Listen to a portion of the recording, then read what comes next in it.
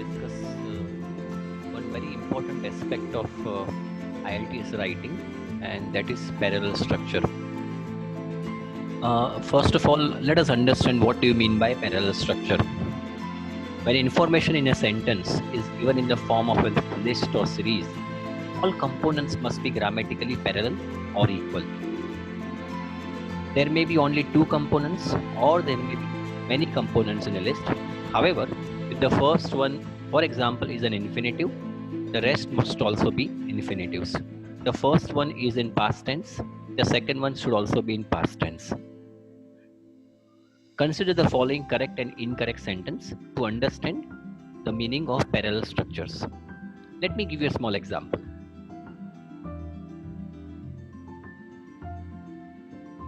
Here the sentence is Peter is rich, handsome, and many people like him. As you can see, rich is an adjective, handsome is also an adjective, but many people like him is a clause. That means this sentence is not parallel because rich is an adjective, handsome is an adjective, and there should not be a clause that follows these two words which are adjectives. The third word should also be an adjective, and therefore this sentence is not parallel. Let me take an example, or then let me take the rectified sentence.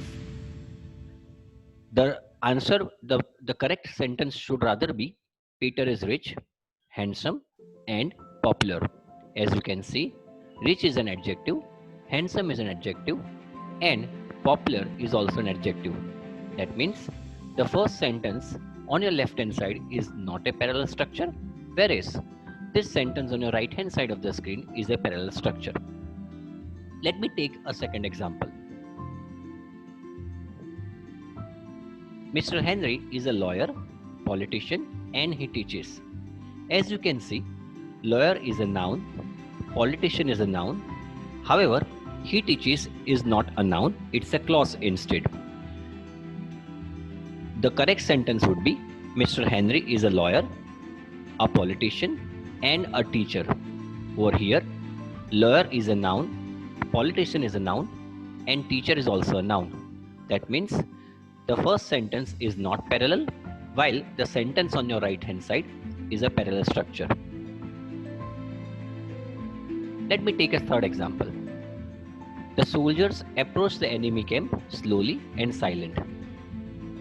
The right sentence would have been the soldiers approached the enemy camp slowly and silently.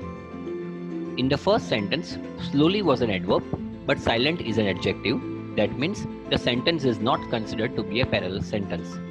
However, in the second sentence, the soldiers approached the enemy camp slowly and silently. Over here, slowly and silently both are adverbs, and therefore the first sentence is not a parallel sentence, while the second sentence is a parallel sentence. Let us take one more example. She likes to fish, swim, and surfing. Okay, over here in the first sentence, to fish is an infinitive, swim is a simple form of a verb, and surfing is ing form of the verb. The right sentence would have been she likes to fish, to swim, and to surf. Over here, to fish is an infinitive, to swim is also an infinitive, to surf is also followed by, or to surf is also an infinitive. That means in order for the sentence to be called a parallel sentence, the type of words that we utilize should be followed by the similar type of words. Hence, the second option could be she likes fishing, swimming, and surfing. Over here, fishing is an ing form of the verb, swimming is an ing form of the verb, and surfing is also an ing form of the verb. So both these sentences are considered to be parallel sentences.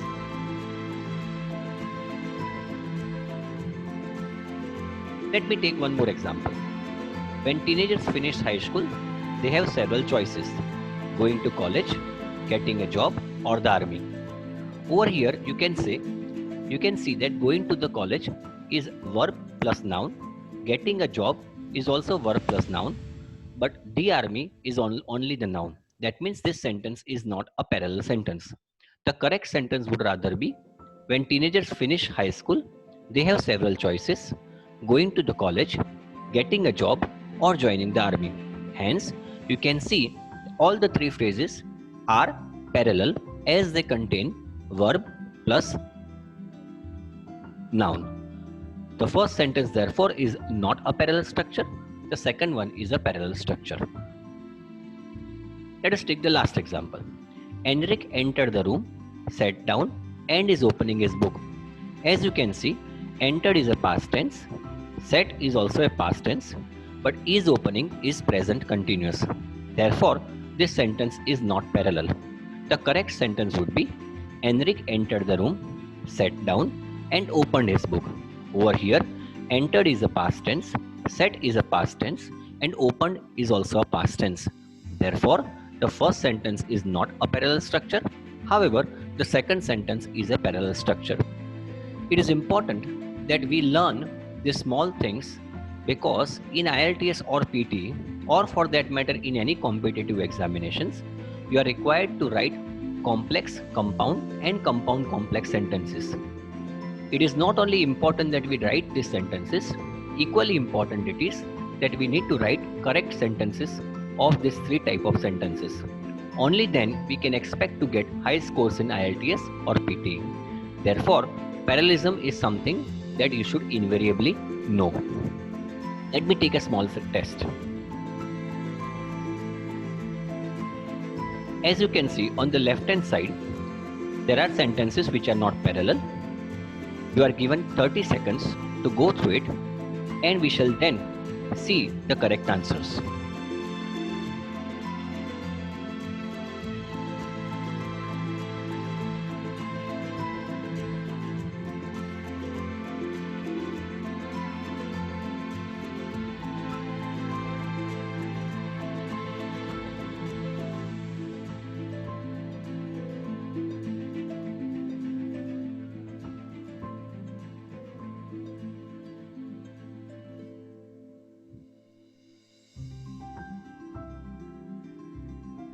Let us now see the correct answers.